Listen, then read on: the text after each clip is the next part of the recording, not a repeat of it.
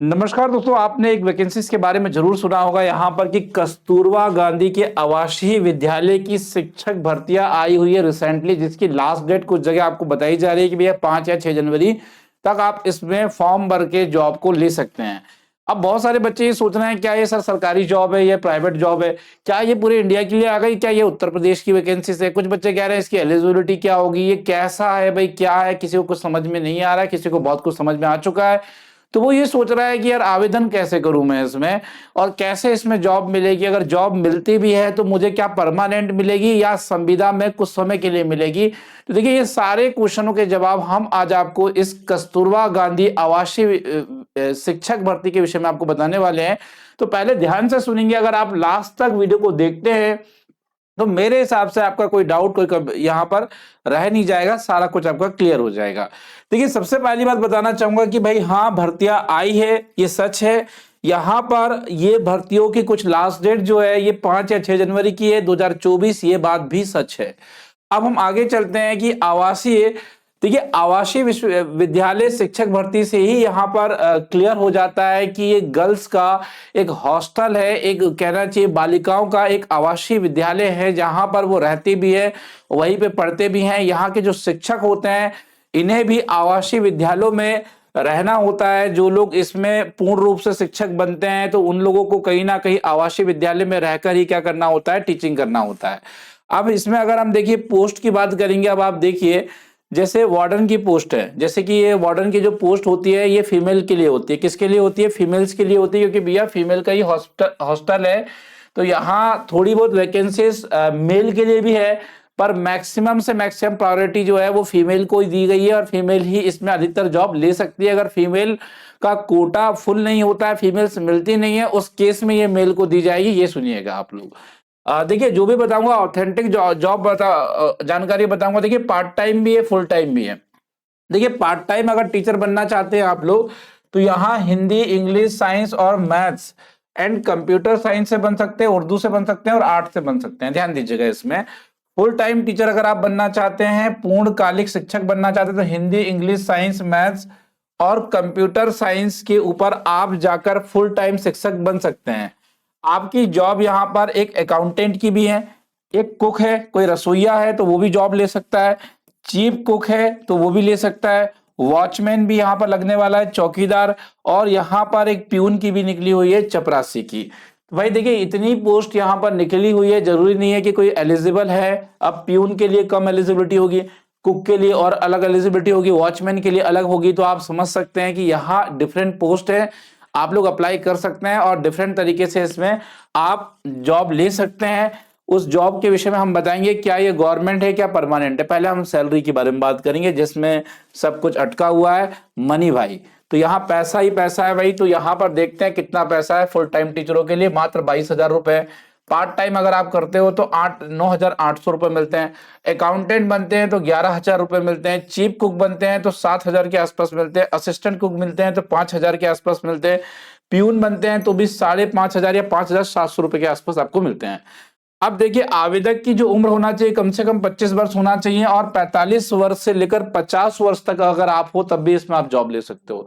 Category के according अगर आप देखेंगे तो 5-5 साल का रिलैक्सेशन है इसमें। तो भैया 45 साल का है, इन्होंने 5 साल ओबीसी के लिए जोड़ दो, कितना हो गया, कितना हो गया, 5 साल अगर ओबीसी के लिए आप जोड़ दोगे तो डेफिनेटली 50 साल हो गया। तो 50 साल की आयु तक आप इसे ले सकते हैं, इस जॉब को।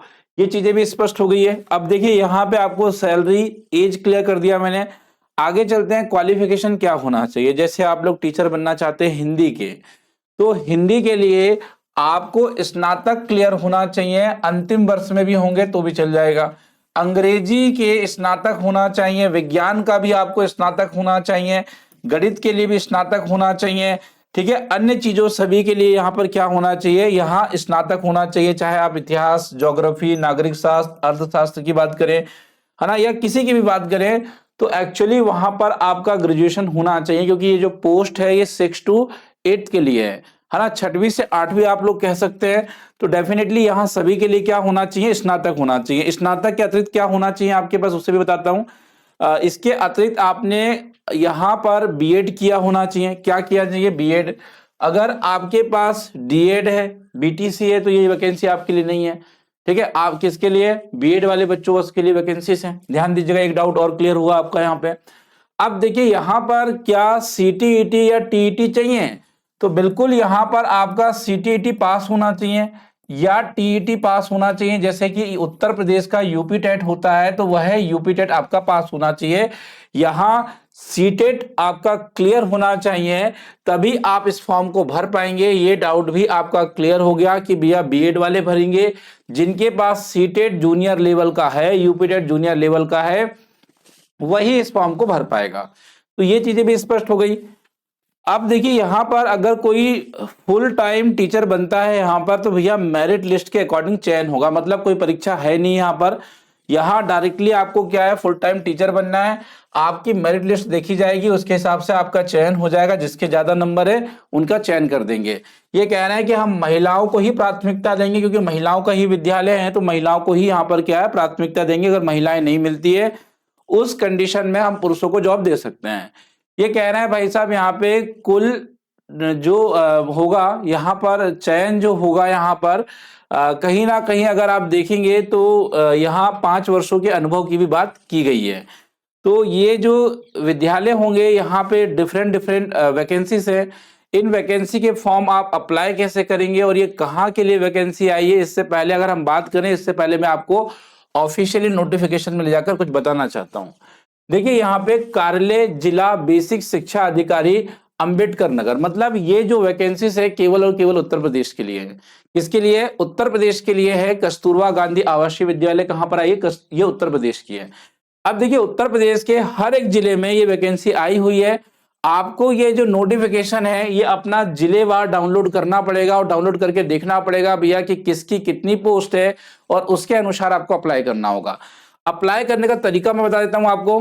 आपको डाउनलोड करना है, इसका प्रिंट निकलाना है। प्रिंट निकलाने के बाद आपको क्या करना है, डाकघर से कहां पहुंचाना है, बेसिक शिक्षा अधिकारी, आप शायद देख पा रहे होंगे फट रहा है ये बहुत ज्यादा, बेसिक शिक्षा अधिकारी के कार्यालय में आपके जहां से भी आप फॉर्म भर रहे हैं वहां बेसिक शिक्षा अधिकारी के पास आपको इसे सेंड करना है, इसको भर देना है। 6वीं से 8वीं तक के लिए आवेदन आप लोग कर सकते हैं। और ये आवेदन कैसे होंगे? ऑफलाइन होंगे, ये कोई ऑनलाइन मोड पर नहीं होंगे। डाकघर के माध्यम से आपको पहुंचाना है इन आवेदनों को। ये चीजें भी स्पष्ट हो गई। आगे चलते हैं। अब दूसरा क्वेश्चन आपका ये निकल कर आ रहा था कि सर ये क्या परमानेंट जॉब है या ये एक प्रकार की यहाँ पर संविदा जॉब है? तो देखिए भाई ये मैं बता दूं आपको, ये संविदा जॉब है। कैसी जॉब है ये? संविदा जॉब है। नोटिफिकेशन बहुत ही घटिया क्वालिटी का है, इसलिए मेरे हिसाब से आपको दिख नहीं रहा होगा। यहाँ देखिए लिखा है कि संविदा जॉब है, जहां का शैक्षिक सत्र होगा 1 वर्ष का। अर्थात आपको यहाँ पर संविदा में 1 वर्ष के लिए रखा जाएगा। इसके बाद ये लोग तय करेंगे भाई आपको आगे रखना भी है या नहीं रखना है। तो एक प्रकार का कॉन्ट्रैक्ट बेस्ड जॉब होने वाली है।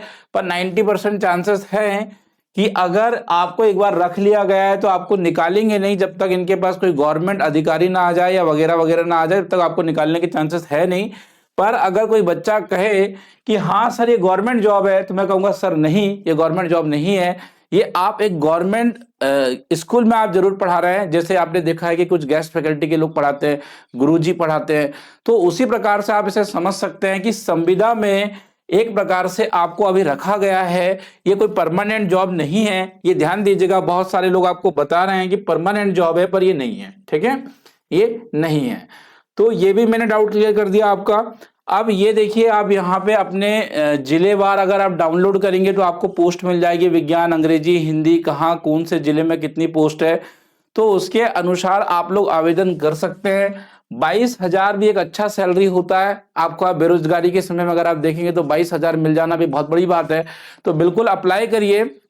22,000 है, किसी में देखेंगे तो 10,000 है, 12,000 है। अच्छी सैलरी से देखा जाए तो ठीक ठाक है, कोई ज्यादा बहुत बड़ी सैलरी नहीं है, बहुत ज्यादा छोटी नहीं है, एक मीडियम रेंज की है। तो डेफिनेटली आप अप्लाई करना चाहें तो भैया एक फॉर्म को डाउनलोड करिए और अपना जो भी आपके अधिकारी होंगे, है ना, बेसिक शिक्षा अधिकारी जो होंगे, उनके पास इस फॉर्म को आप सेंड कर सकते हैं। इसकी अधिक जानकारी के लिए आप लोग गूगल से या अन्य जगह से फॉर्म को डाउनलोड कर सकते हैं और डाउनलोड करने के पश्चात इन्हें आप पहुंचा सकते हैं। साथ ही साथ में अपने डॉक्यूमेंट जरूर आपको यहाँ पर कहीं ना कहीं आपके डॉक्यूमेंट होना चाहिए, जैसे कि आपके पास यहाँ पे मूल निवासी प्रमाण पत्र होना चाहिए, जाति प्रमाण पत्र होना चाहिए, आय प्रमाण पत्र होना चाहिए।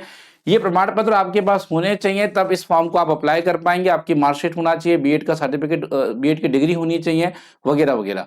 तो ये थी भैया कस्तूरबा गांधी के बारे में एक डिटेल आपको, जहां आपके मैंने डाउट्स क्लियर किए हैं, जो बच्चे की क्यूरीज थी उन सभी क्यूरीज को मैंने लिया है। अभी भी कोई आपका सवाल अगर मन पे गूंज रहा हो तो डेफिनेटली कमेंट बॉक्स में लिख कर जाइएगा, उससे भी हम क्लियर कर देंगे। फिलहाल आज के लिए इतना ही था। जय हिंद, वंदे मातरम दोस्तों, मिलता हूं अगले वीडियो में।